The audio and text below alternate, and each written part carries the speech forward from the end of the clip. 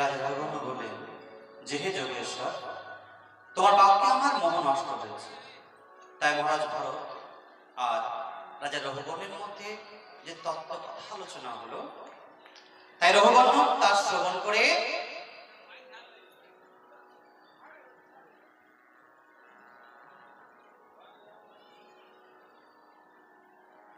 বললেন যে হে যোগেশ্বর, তোমার বাক্যে আমার মোহ নষ্ট হয়েছে, আমি জ্ঞান লাভ করেছি, তাই তোমার জন্য আমার অসংখ্য প্রণাম। তাই রাজা রঘুবর্ণ বললেন যে আমি তত্ত্বজ্ঞান লাভ করেছি, তাই আপনার চরণে আমার প্রণাম রইল। সুদেব গোস্বামী বললেন যে তারপর পরীক্ষিত সেই ব্রাহ্মণ তনয় ভরত অতি কৃপাবশে রাজা রঘুবর্ণকে অনেক তত্ত্ব উপদেশ প্রদান করে সেখান থেকে চলে গেলেন। রাজা রঘুবর্ণ তার চরণ বন্দিত হয়ে পরিপূর্ণ শান্ত অন্তঃকরণে সে পৃথিবীর ভ্রমণ করতে চলে গেলেন মহারাজ ভরত। আর সিদ্ধরাজ রঘুবর্ণ মহান ভরতের নিকট হতে যে পরম তত্ত্ব সমগ্ররূপে অবগত হয়ে দেহ বুদ্ধি পরিত্যাগ করে তিনি সংসার ত্যাগ করে ভগবানের ভজনে নিজেকে নিযুক্ত করলেন। তাই সুত মুনি বললেন যে হে সনকাদি মুনিগণ, সুখদেব। এরপরে আমরা আসছি এখানে এই ভরত চরিত্র সমাপ্ত। এরপরে আমরা প্রবেশ করছি অজামিল উপাখ্যান। তা সকলে একটু মন দিয়ে শুনলেন। অজামিল, এর মধ্যেও অনেক জানার বিষয় রয়েছে, শেখার বিষয় রয়েছে, বোঝার বিষয় রয়েছে। তাই মহারাজ পরীক্ষিত বললেন যে ব্রাহ্মণ, আপনি ধর্ম লক্ষণযুক্ত যে নানাবিধ নরক বর্ণনা করলেন, মানবগণকে জাতি সকল উগ্র যতনা পূর্বক নরক গমন না করতে হয়। এই যে আমরা যেমন কর্ম করবো তত আমাদেরকে নরক যন্ত্রণা ভোগ করতে হবে। তাই মহারাজ পরীক্ষিত বলছেন যে তিনিও ব্রহ্ম হিসাবে উপসত্য, তাকেও যন্ত্রণা ভোগ করতে হবে। তাই তিনি বলছেন যে এই যে নরক যন্ত্রণা যাতে মানুষকে ভুগতে না হয়, তাই মানুষ এমন কি করবে যা করলে এই যন্ত্রণাময় নরক যন্ত্রণা তাকে ভোগ না করতে হয়, তার উপায় কি? মানে পরীক্ষিত মহারাজ বলছেন সুখদেব গোস্বামীকে যে সুখদেব আমাকে বলুন যে আমরা মানবরা এমন কি করব যা করলে কঠিন যন্ত্রণাময় নরক যেতে না হয়, নরক যন্ত্রণা ভোগ না করতে হয়। নরকের কথা হয়তো আমাদের ভুলে গেছে, মনে নেই, কি হবে না হবে জানি না, কিন্তু এই যে ইহ জীবনে যে নরক যন্ত্রণাগুলি আমরা ভোগ করি, তাই না, দুঃখ কষ্ট যন্ত্রণা যা আমাদেরকে ভোগ করতে হয় নিরন্তর, এই যাতনা যাতে আমাদেরকে লাভ করতে না হয়, তেমন কি করব, কি করা উচিত, এই বিষয়ে আমাকে বলুন। মানে পরীক্ষিত মহারাজ সুখদেব গোস্বামীকে বলছেন যে আপনি তো অনেক কথা আমাকে শোনালেন, তাহলে এবার আমাকে বলুন যাতে মানব এই নরক যন্ত্রণা ভোগ না করে, তার উপায় কি, তার পথ কি, সে সম্বন্ধে আমাকে বলুন।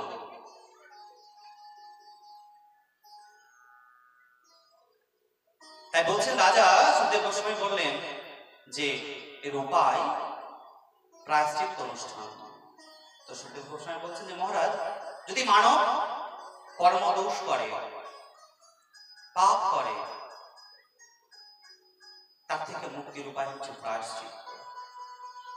আমরা এখন আর করি না, কিন্তু একটা সময় আগে মানুষ কোনো ভুল কর্ম করতেন, মৃত্যুর পূর্বে তোমরা প্রায়শ্চিত্ত করতেন, যে আমি যে ভুলগুলো করেছি সেই ভুলগুলো থেকে আমার পরিত্রাণ হয়, মুক্তি হয়, তার জন্য তারা কিন্তু প্রায়শ্চিত্ত করতেন।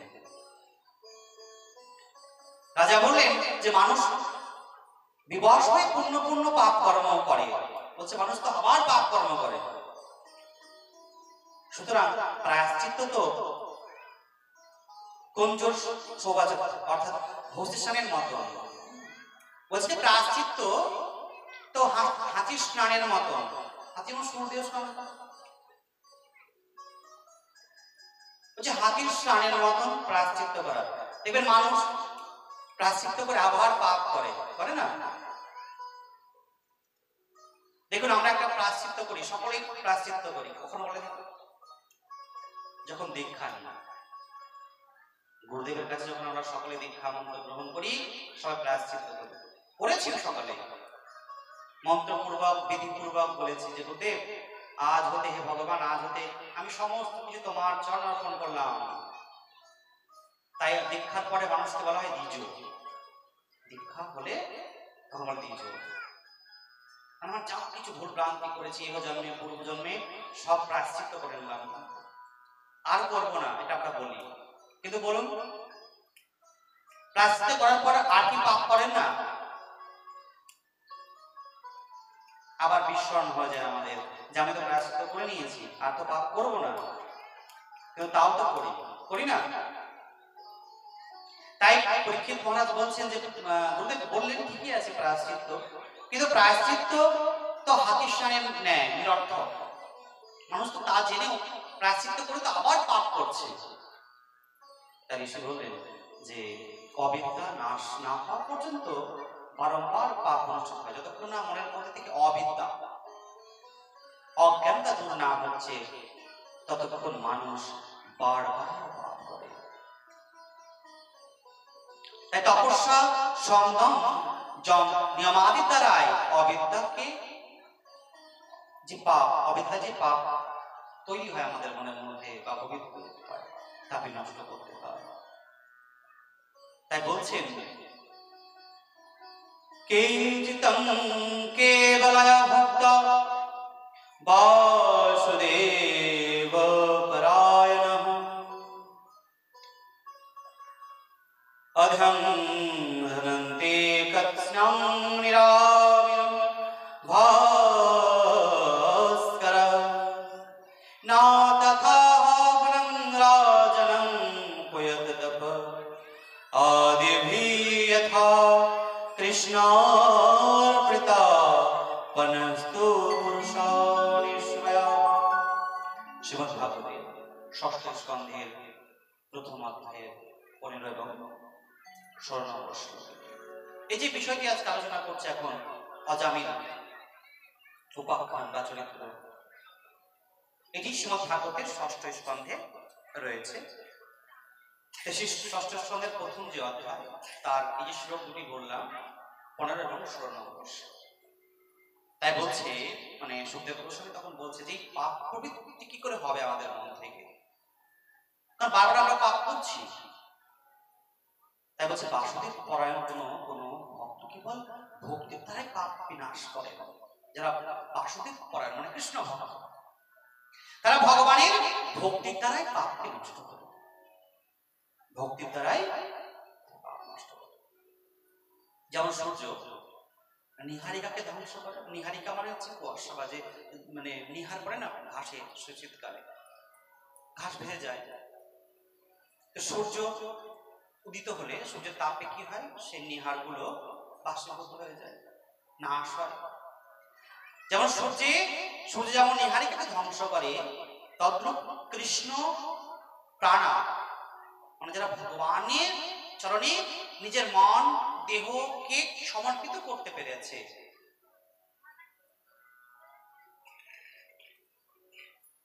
বা সমর্পণ পূর্বক সেবা দ্বারা যে পবিত্রতা পাওয়া যায়, তপস্যাও তেমনটা হয় না।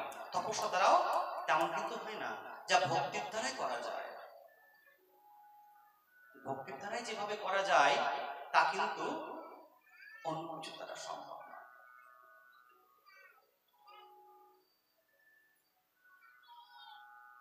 তাই ভক্ত, যারা কৃষ্ণ ভক্ত, তারা সর্বদাই ভগবানের কাছে প্রার্থনা করেন, তারা সর্বদাই ভগবানের কাছে প্রার্থনা করেন কাতর কণ্ঠে যে প্রভু যা করেছি, যা ভুল গ্রহণ করেছি, এই যে বিভিন্ন জনি ভ্রমণ করেছে প্রভু, যাতে আর ভক্তি না হয়, তাই তুমি কৃপা করে আমাকে এই দেহ থেকে মুক্তি দাও প্রভু, যেন আমাকে আর বারবার ঘুরে না আসতে হয়।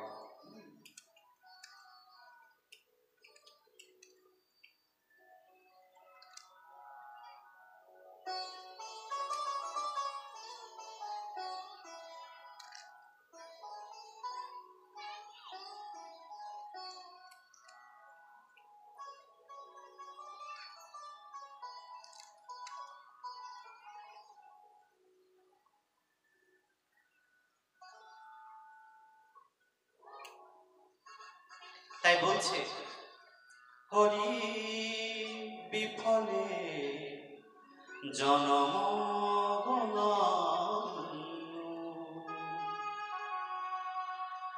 মনুষ্য জনম পাইয়া রাধা কৃষ্ণ না ভজিয়া জানিয়া শুনিয়া বিষ খাইনু হরি বিফলে জনম গঙাইনু মনুষ্য জনম পাইয়া রাধা কৃষ্ণ না ভজিয়া মনুষ্য জনম পাইয়া রাধা কৃষ্ণ না ভজিয়া জানিয়া শুনিয়া বিষ খাইনু হরি বিফলে জনম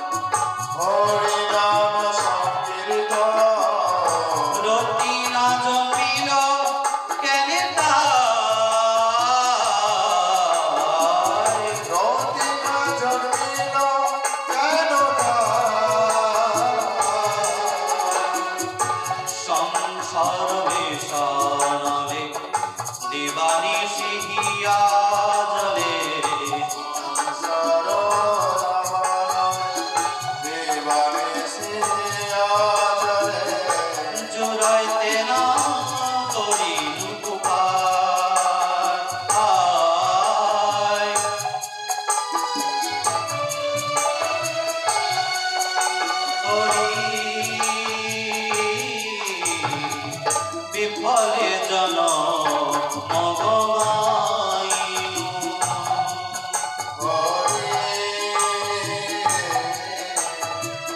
বিফলে মানুষ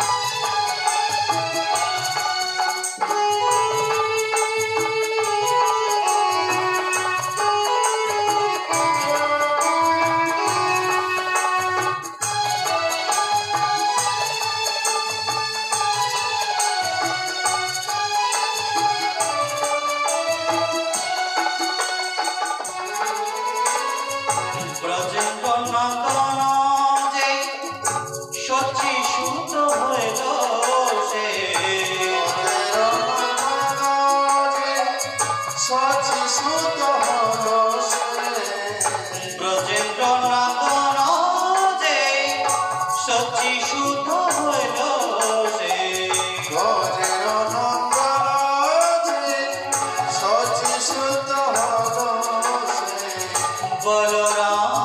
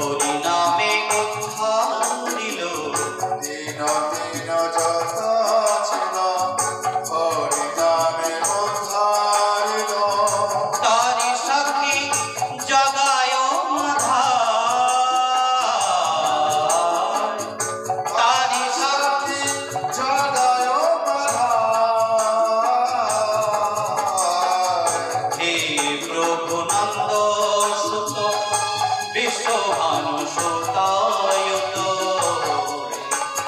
নন্দ সুত বিশ্বভানু সুতায়ুত করুণাকর এইবার করুণাকর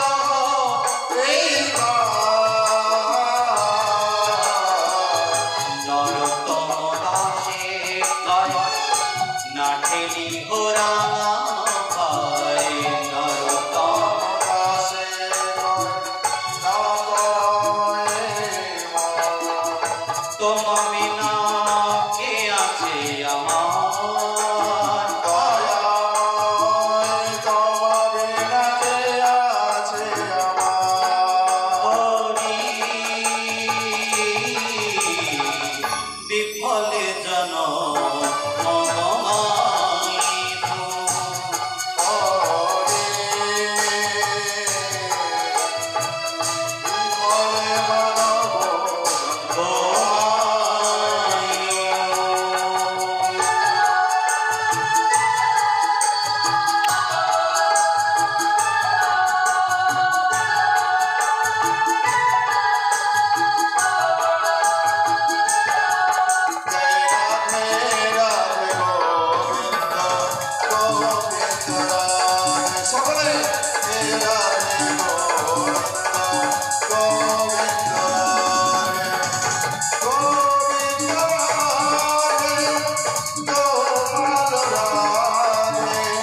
গোবিন্দ রাধে গোপাল রাধে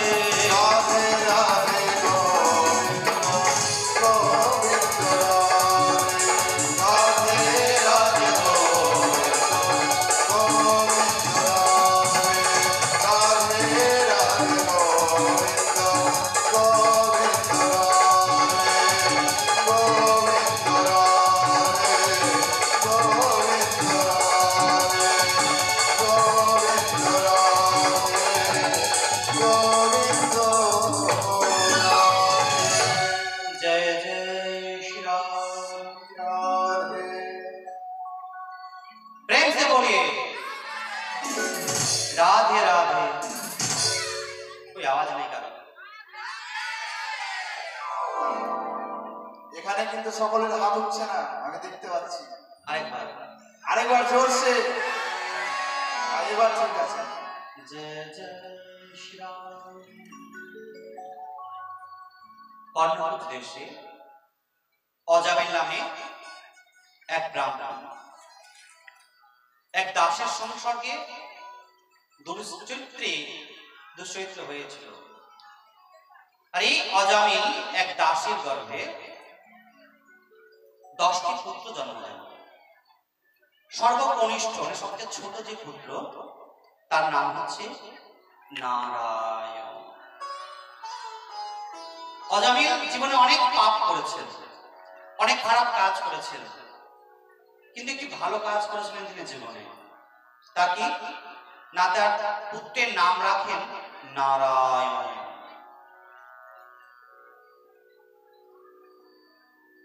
এই যে অজামিল ইনি বঞ্চনা চর্যাদি দ্বারা তার পুত্র স্ত্রীদের প্রতিপালন করতেন, মানে চুরি করতেন, মিথ্যে বলে টাকা নিতেন, চুরি করতেন। নারায়ণ নামক যে মধুর ভাষী পুত্ররূপে তার হৃদয়ে একান্ত আবদ্ধ হয়েছিল। এই অজামিল কিন্তু পাপ করেছে প্রচন্ড, জপ তপ ভগবানের পূজা আর্চা সব পরিত্যাগ করে দিয়েছে। কিন্তু তার যে সর্বকনিষ্ঠ পুত্র নারায়ণ, তার প্রতি কিন্তু তিনি আসক্ত। এই যে অজামিল তার এই ছোট্ট পুত্র নারায়ণের প্রতি আসক্ত, তার হৃদয় মন সর্বত্র জুড়ে যেন নারায়ণ রয়েছে। এই মধুর ভাষী নারায়ণ নাম সর্বদাই অজামিল কিন্তু জপ করছে, স্বপ্নে স্বপ্নে জাগরণে সর্বদাই তিনি এই নারায়ণ নাম রোজছেন বারবার। কারণ তিনি বৃদ্ধ হয়ে গেছে, মানে এইভাবে করতে করতে কর্ম করতে তার বয়স হবে প্রায় 88 বছর। মানে যে সময়ের কথাটা বলা হচ্ছে অজামিলের এই যে অবস্থা, তখন তার বয়স 88 বছর। আর তিনি কর্ম করতে পারছেন না, বাড়িতে বসে রয়েছেন। ছেলেরা সব বড় হয়ে গেছে, 10টি তার পুত্র, তারা এখন সংসারের ভার নিয়েছে। আর সর্বকনিষ্ঠ পুত্র হচ্ছে নারায়ণ। তাই এই নারায়ণকে নিয়েই অজামিলের কিন্তু সারাদিনটা কেটে যায়। এই অজামিল সর্বদাই নারায়ণকে নিয়ে তার দিনটা কাটছে। তাই তার মন প্রাণ জুড়ে এই মধুর ভাষী যে নাম নারায়ণ, তা যেন অধিকার করে ফেলেছে অজামিলের পুরো মনটাকে, হৃদয়টাকে। এই অজামিল সর্বদা তার যে শিশু নারায়ণ, তার ক্রীড়া দর্শন করেন, খেলাধুলা দেখছেন, আনন্দ লাভ করছেন তাকে দেখে দেখে। ছোট্ট বাচ্চা তো সামনে উঠোনে খেলা করছে, বারান্দায় বসে রয়েছে অজামিল, সেগুলো দর্শন করছে, আনন্দ লাভ করছে। তাই সে নিজেই তাকে পানাহারাদি করাতো এবং নিজে ছোট ছেলেকে যা যা খাবার খাওয়ানো দরকার সেগুলো খাইয়ে দিত, তাকে দেখে রাখতো। এভাবে তার মন সম্পূর্ণ নারায়ণে নিবিষ্ট হয়ে যায়। অজামিলের মনটা ভগবানের নাম তো নারায়ণ, সেই নামের তো কোনো ক্ষতি নেই, সেই নামের তো আর কোনো অবগুণ নেই, ভালোই রয়েছে, তাই না? যেমন একটা ঔষধ, যেমন আমরা দেখো কোনো ওষুধ খেয়ে নিই, ব্যথার ওষুধ হয়তো খেলাম, এরকম ব্যথা, সে ব্যথাটাকে যেমন সারিয়ে দেয় সেই ওষুধটা, তদ্রূপ হচ্ছে ভগবানের নাম। সে যার নামে যে রাখুক না কেন তাতে কোনো যায় আসে না, কিন্তু সেই নামটার মাহাত্ম্য রয়েছে। তাই অজামিল তার মন সম্পূর্ণ এই নারায়ণ নামে নিবিষ্ট হয়ে গেছে।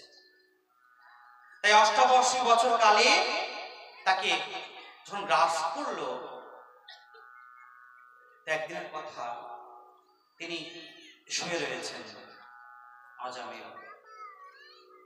এমন সময় তার দারুণ ঊর্ধ্বরম বক্রান্ত 3টি পুরুষ দাঁড়িয়ে রয়েছে। তিনি ঘুমিয়ে আছেন অজামিল। এমন সময় তিনি দেখছেন হঠাৎ যে তার কাছে 3 জন দাঁড়িয়ে রয়েছে, এদের চুলগুলো সব খাড়ো খাড়ো, দাঁতগুলো বড় বড়, দেখতে ভয়ানক রূপ তাকে। তো দেখে অজামিলের গলা কিন্তু শুকিয়ে গেছে। যেরকম অনেক সময় আমরা দুঃস্বপ্ন দেখি না, ভারাক্রান্ত হয়ে গলা শুকিয়ে যায় আমাদের, তাই ঘুম ভাঙলে আমরা তখন সংসারে জল পান করি, তাই না? ঠিক সেরকম অজামিলের অবস্থা। সেই 3 জন পুরুষকে দেখে তার গলা শুকিয়ে গেছে, তিনি ভয়ে ভীত হয়ে গেছেন। তাই এই অবস্থায় অজামিল উচ্চস্বরে তার সেই ছোট্ট পুত্র নারায়ণকে ডাকছে, উচ্চস্বরে বলছে, নারায়ণ নারায়ণ, বাবা তুই কোথায়?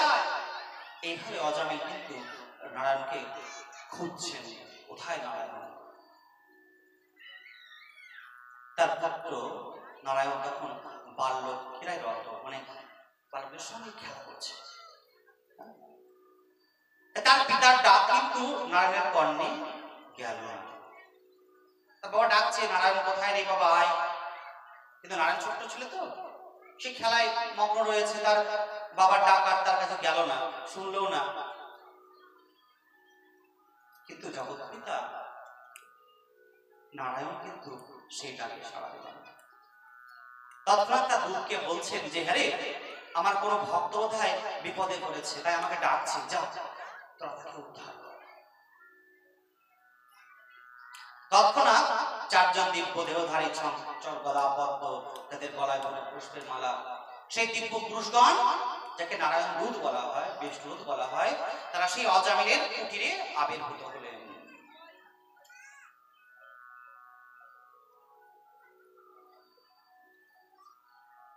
এবং তখন সেই দূতগণ বলছে, তোমরা কি হাত দেবে না? মানে যমদূতকে বলছে, তোমরা কি হাত দেবে না?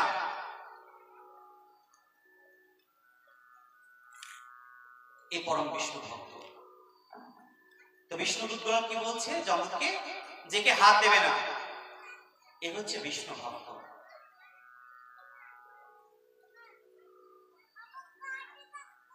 জমদগ্ন বলছেন যে তোমরা কে, কেন আমাদেরকে আমাদের কাজে বাধা দিচ্ছ?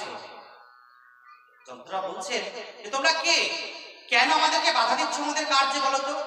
এ তো মহাপাপী, এর পাপের সীমা নেই, এত পাপ করেছে। তাই এই পাপিষ্ঠকে আমরা যমপুরীতে নিয়ে যেতে এসেছি। তোমরা কে, কেন আমাদেরকে বাধা দিচ্ছ? তখন এই পুরুষগণ, যে দেহধারী পুরুষগণ কিচ্ছু হাসলেন এবং বলে তোমরা কে? তো যমদূত বলছেন যে আমরা ধর্মের দূত। যেই বলেছে ধর্মের দূত, তো বিষ্ণুদূতরা উচ্চস্বরে হাসতে লাগলেন, হা হা করে হাসছেন যে তোমরা ধর্মের দূত, ধর্ম সম্বন্ধে কোনো জ্ঞান রয়েছে কি? তো বলছেন কেন? যদি তোমরা ধর্মের দূত হবে তাহলে অধর্ম কেন করছো? ধর্মের দূত হবে তাহলে অধর্ম কেন করছো তোমরা? এই অজানকে কেন নিয়ে যাচ্ছ? বলছে কেন, এ তো মহাপাপী। তো বলে ধর্ম কি জানো? বলছে কেন জানবো না? যমরাজ যমদূত বলছেন কেন জানবো না? বলছে বেদে যা বিহিত তা ধর্ম, বেদে যা বিহিত তা ধর্ম, আর বেদে যা নেই, বেদ বহির্ভূত কর্ম করলে তাকে বলা হয় অধর্ম। তাই অজামিল হ্যাঁ একটা সময় ধার্মিক ছিল, ধর্মকর্ম করেছিল, কিন্তু বর্তমান তো সে করেনি, সে মহাপাপী। সমস্ত ধর্ম পরিত্যাগ করে তিনি কুসঙ্গে পড়ে অধর্মকে ধর্ম মনে করে চলেছে। তাই পুরো পাপে পরিপূর্ণ। তাই যমপুরীতে নিয়ে যাব যাতে এর শাস্তি হয়। তাহলে কি বললাম যে যমগণ কি নীতি শিক্ষা বলছেন? এর শিক্ষার একটি বিষয় কিন্তু। তাহলে আমরা আমাদের জীবনে ধর্ম করি না অধর্ম করি, মানে পাপ করি না পুণ্য করি? পাপ করি। কেন? বেদ বিহিত কর্ম হচ্ছে ধর্ম, আর বেদ বহির্ভূত কর্ম হচ্ছে অধর্ম। বেদ বহির্ভূত কর্ম হচ্ছে অধর্ম, আর বেদ বিহিত কর্ম হচ্ছে ধর্ম। কিন্তু আমাদের জীবনে আমরা অনেক বেদ বহির্ভূত কর্ম করি আর ধর্ম বলে চালিয়ে দিই, যেগুলো কিন্তু আদৌ বেদ বিহিত নয়। তাহলে আমরা পাপটাই কিন্তু বেশি করি, ধর্মের থেকে অধর্মটাই বেশি করি, কারণ বেদকে বুঝি না, বোঝার চেষ্টা করি না। যারা বোঝায় তাদের কাছে যায় না। নিজের মন গড়া নিয়ম আমরা করে নিয়েছি, তাই না? মন গড়া নিয়ম করে নিজের মতন করে সবকিছুকে সাজিয়ে গুছিয়ে আমরা ভগবানের সেবা পুজো করি, বলি এটাই ধর্ম, এভাবে করতে হয়। তার যেটা বিধান রয়েছে সেই বিধান আমরা কেউ পালন করি না। কিছুদিন আগের কথা মানে বলছি যে কিরকম অধর্ম আমরা করি। হ্যাঁ, ধর্ম বলে কিন্তু বলছি রে ধর্ম, মন গড়া ধর্ম। আমি এক গ্রামে গেছি, তো কয়েকটা মা আমার কাছে বলছে বলতে আজকে একাদশীর ব্রত আছে, হ্যাঁ, তো কাল কি করা যায়? মানে আজকে ধরেন কোনো কারণে ছুটে গেছে, কেমন? মানে আজকে একাদশীর ব্রত আছে আর আপনার নিমন্ত্রণ আছে বিয়ে বাড়ি করে, কেমন? তো ভাবলেন যে আজকে তাহলে নিমন্ত্রণটা খেয়ে নি, কাল পরশু করে নেব। একাদশীতে উপোস থাকাই তো ব্যাপার, কালকে করলেই হবে। তো বলছি কেন, কি হয়েছে? বলছে আমাদের গ্রামে একটা মেয়ে আছে, ও এরকম আজকে একাদশী তো করেনি, কদিন পর উনি ব্রত করছেন। বলছি আর আজকে, বলছে আমি বলেছি আজকে নিমন্ত্রণ রাখতে, যাস খেয়ে নিস। বলছে না না আজকে যাবো না। বলছে কেন? বলছে আজকে একাদশী ব্রত করেছে। একাদশী তো পরশুদিন ছিল, আজকে কিসের একাদশী? বলছে ওই দিন আমার ছুটে গেছে। মানে হালকা একটা উদাহরণ দিলাম, এরকম অনেক কিছু রয়েছে যেগুলো আমরা মন গড়া করি। অনেক পুজো আছে জানেন আমাদের সমাজে, যেগুলো কোনো বৈদিক পুজো নয়, কিন্তু আমরা করি। যেমন একটা সময় আপনাদের মালদা জেলায় মনে আছে বেল পুজো চালু হয়েছিল, বেল পুজো। একদম ঘটা করে মায়েরা গ্রামে গ্রামে গিয়ে ভিক্ষে করে এনে বেল পুজো দিত। অনেক এরকম সব উল্টো পাল্টা পুজো হয়েছে আমাদের।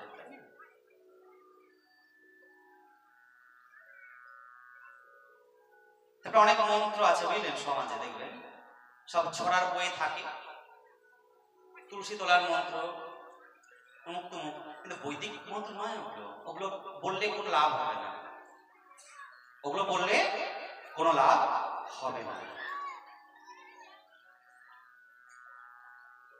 তার বেদ সম্বন্ধে আমাদেরকে অনেকে ভুলভাল বুঝিয়ে রেখেছে, ভুলভাল বলি বুঝি আমরা, আমাদের অধিকার নেই, আমরা করবো না, অমুক তমুক খাবি, অনেক রকম কথা প্রচারিত হয়, যার জন্য আমরা সে শাস্ত্র থেকে নিজেকে দূরে সরিয়ে রাখি। এগুলো তো সবই অধর্ম, কিন্তু আমরা ধর্ম বলে মনে করি, কিন্তু আমরা ধর্ম বলে মনে করি, কিন্তু অহরহ আমরা অধর্মটাই করছি ধর্মের নাম দিয়ে। এইভাবে যন্ত্র আর বিষ্ণুদের মধ্যে একটা তর্ক বেঁধে যায়। এভাবে একে অপরকে বিভিন্ন তত্ত্ব কথা বলছে, এরা বলছে না ধর্ম এটা, এরা আবার খণ্ডন করছে না, না ধর্ম এরকম নয়, ধর্মটা এরকম হবে। এভাবে করতে করতে তারপরে যমদূতগণ পরাস্ত হয়ে যায়, এবং পরাস্ত হয়ে তারা সেখান থেকে প্রস্থান করে এবং যমলায় চলে যায়, এবং বিষ্ণুদূতগণ সেখান থেকে চলে যায়। অজামিল কিন্তু মৃত্যুর হাত থেকে বেঁচে যায়, অজামিল মৃত্যুর হাত থেকে বেঁচে যায়। তাই এই যে ঘটনাগুলো অজামিলের সামনে ঘটলো, তাহলে কি হলো না সাধু সঙ্গ হলো।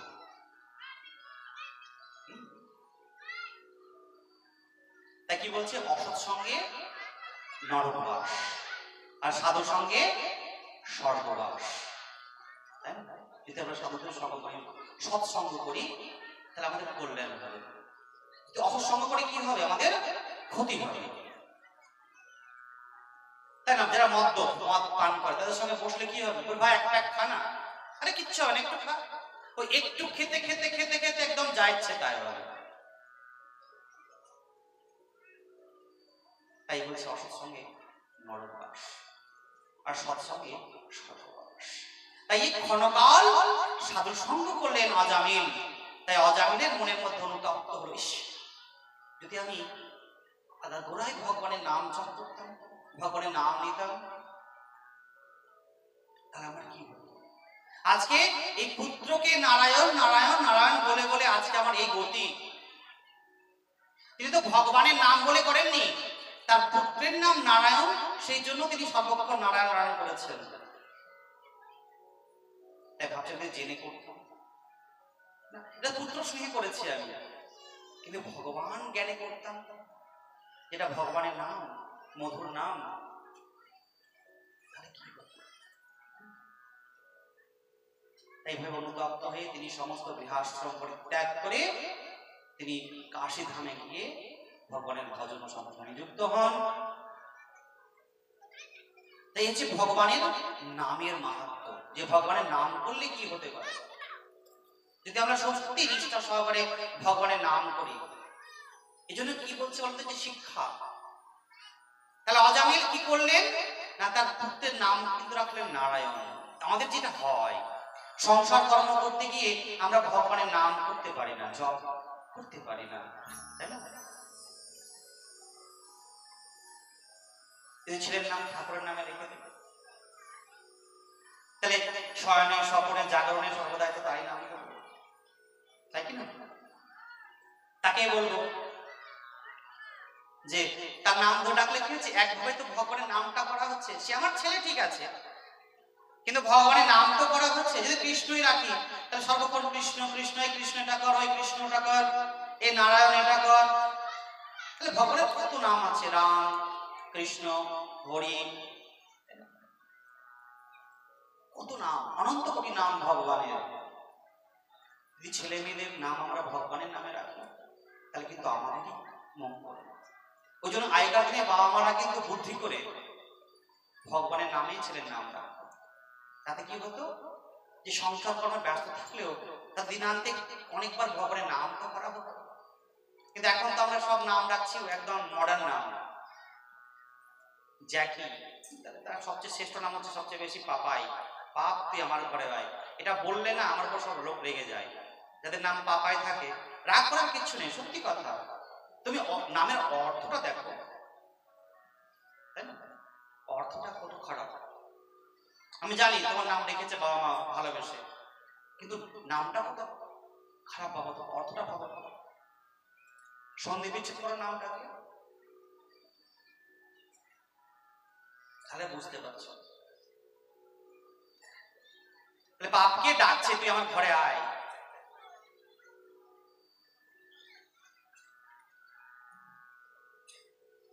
বাপি নাম,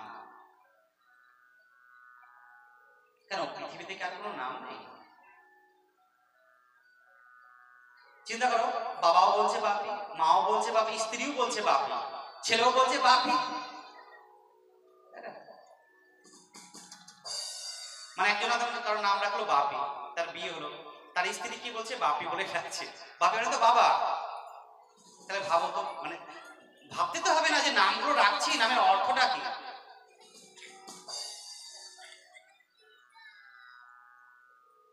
এই ভুলগুলো আমরা কিন্তু অনেকেই করে ফেলি, যার জন্য আমাদেরকে ভুগতে হয়। এরকম জীবনে কিন্তু আমরা প্রতিদিন প্রতিনিয়ত আমরা অনেক ভুল করি, খাওয়া দাওয়া থেকে শুরু করে সবকিছুরই। আমরা বলি যে আমাদের ভাগ্যের আমরা পুজো করি, কি করছি, সবই তো ঠিকঠাক করি, তাহলে আমাকে কেন দুর্ভোগ করতে হচ্ছে? যেমন এর আগের বছর বলেছিলাম যে লিস্ট আমার কাছ থেকে নিয়ে যাও, কিন্তু কেউ নিতে আসেনি। এক মাস যে 15 দিন দুটি পক্ষ, শুক্লপক্ষ কৃষ্ণ পক্ষ, এই যে পক্ষগুলোতে যে কি কি খেতে বারণ আছে, প্রতিপদ থেকে অমাবস্যা, আবার প্রতিপদ থেকে পূর্ণিমা অবধি যে কি কি বারণ, কেউ আসলো না, শিখলো না। আর ওই ভুলগুলো করছেন, ওগুলো খাবেন তো ক্ষতি তো করবে। তারপরে যেমন চুল দাড়ি কাটার ব্যাপারগুলো সবসময় কাটতে হয় না, আমরা না না কি করবো, টাইম নেই, রবিবারে কাটবেন তো ক্ষতি হবে, বৃহস্পতিবারে কাটবেন। যেমন বৃহস্পতিবারে মায়েদেরকে বলছি সার্ফ সোডা শ্যাম্পু করবেন না, করলে ক্ষতি হবে। বৃহস্পতিবারে সার্ফ সোডা, মাথায় শ্যাম্পু অবশ্যই করবেন না, করলে বুধবারে করে নিন, বৃহস্পতিবারটাকে অ্যাভয়েড করবেন, তারপরে করুন, আবার কোনো ব্যাপার নেই। কিন্তু ওই দিন করবেন তো, যেমন মেয়েরা হচ্ছে ঘরের লক্ষ্মী, আর ভুল করবেন তো লক্ষ্মী যাবে পালিয়ে, তাহলে তো ঘরে অশান্তি অনটন তো আসবেই, ক্ষতি তো হবেই, তাই না? এগুলো সব হচ্ছে অধর্ম। এরকম আমরা অনবরত প্রচুর অধর্ম করে থাকি, যে আমাদের সবচেয়ে বড় অধর্ম আমরা বর্তমান যুগে করছি, যেটা আগে হতো না। রবিবারের দিন সবচেয়ে বেশি মাংস আমরা খাই, তাই না? যারা খাচ্ছেন আর কি করেন, রবিবারে যেমন আদা বর্জন, পেঁয়াজ রসুন আদা একত্রে দিতে নাই, ওটাই দেবেন। আর শৈলের 12টা 14টা বাজাবেন, ধর্মের শেষ। যখনও যে কোনো সবজি হোক আর মাছ মাংস হোক না কেন, 3টি বস্তু যদি একত্রে দেন তাহলে এটা গো মাংস তুল্য হয়। কি কি? পেঁয়াজ রসুন আদা। আপনি ভাবছেন আমি খুব সুস্বাদু জিনিস খাচ্ছি, কিন্তু কি যে খাচ্ছেন ওটা আপনি জানেন না। ধর্মের তো 12টা 13টা বেজে গেল, তাহলে অধর্ম করলাম না?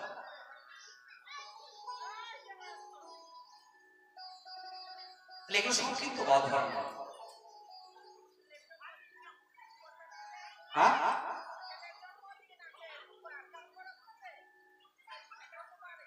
তারপরের দিন করুন, শুক্রবারে করুন।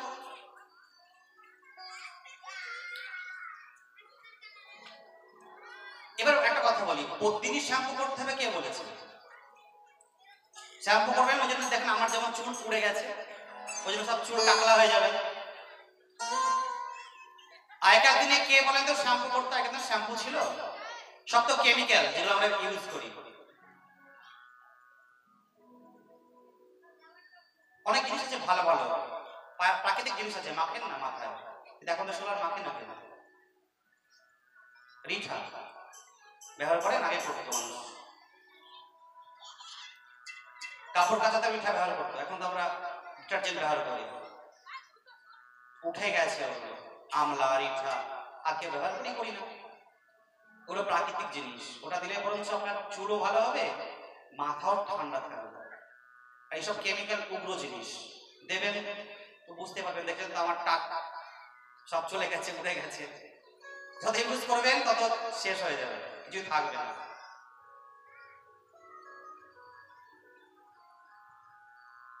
এরকম আমরা অনেক কিছু করি, তার জন্য অবশ্যই একটু একটু করে না শাস্ত্র আমাদের নিয়ম কানুনগুলো রয়েছে গ্রন্থের, সেটা একটু একটু করে জানা ভালো, পড়া ভালো। তাহলে কি হবে জানবেন, এটা করতে নেই করবো না, করলে কিন্তু ভালো থাকবে। তো আসেন আমরা একটা ভগবানের নাম করি। राम नाम के हीरे मोती मैं बिखराऊं गली गली, कृष्ण नाम के हीरे मोती मैं बिखराऊं गली गली, ले लो रे कोई राम का प्यारा सुर मचाओ गली गली, बोलो राम बोलो राम बोलो राम राम राम, बोलो राम राम नाम के हीरे मोती मैं बिखराऊं गली गली, कृष्ण नाम के हीरे मोती मैं बिखराऊं गली गली, ले लो रे कोई राम का प्यारा शोर मचाओ गली। সকলে बोलो राम बोलो राम बोलो राम राम राम, बोलो राम राम राम।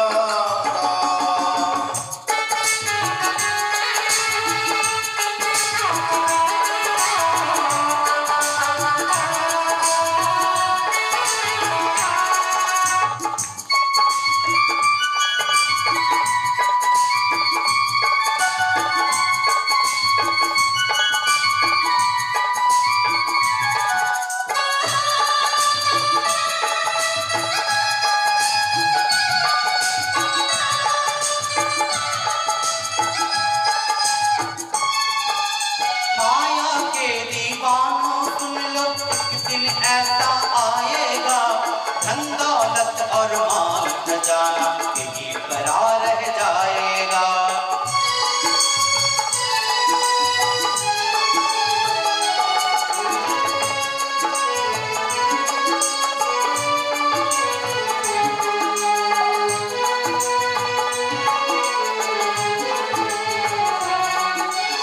माया के दीवानों सुन लो, एक दिन ऐसा आएगा, धन दौलत और माल खजाना यहीं पर